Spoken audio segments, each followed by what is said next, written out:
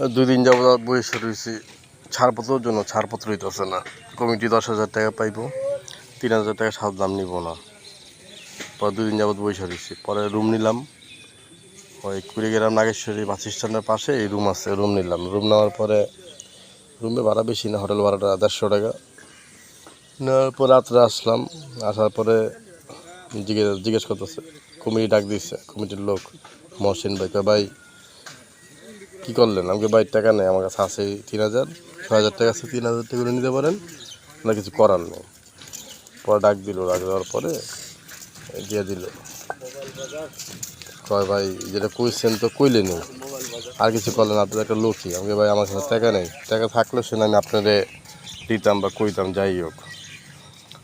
তো কালকে আমার ছাড়পত্র দিয়ে দিচ্ছে। ছাড়পত্র বলতে কি, আমার নামে কার্ড বানানো নেই, সবার নামে বানাইছে। আমি তো কন্টাকে, তো আমারে কইলো ভাই এইটা নেন। পরে 2500 টাকা ছিল আনাম, 500 টাকা নোট 5টা, আর 500 টাকা খুচরা ছিল। তো 2500 টাকা দেওয়ার পরে 500 টাকা খুচরা গণতেছি, পরে দেন খুচরা দেওয়ান লাগবো না, আরে 2500 দেন। তারও 500 লাভ হইলো আমার, আলহামদুলিল্লাহ। তো যাই হোক, আজকে ইনশাল্লাহ কুড়িগ্রাম এই জায়গায় মালটা দিয়ে ঢাকার উদ্দেশ্যে রওনা হবো ইনশাল্লাহ। প্রায় 25 দিন ছিলাম এই কুড়িগ্রাম নাগেশ্বরী।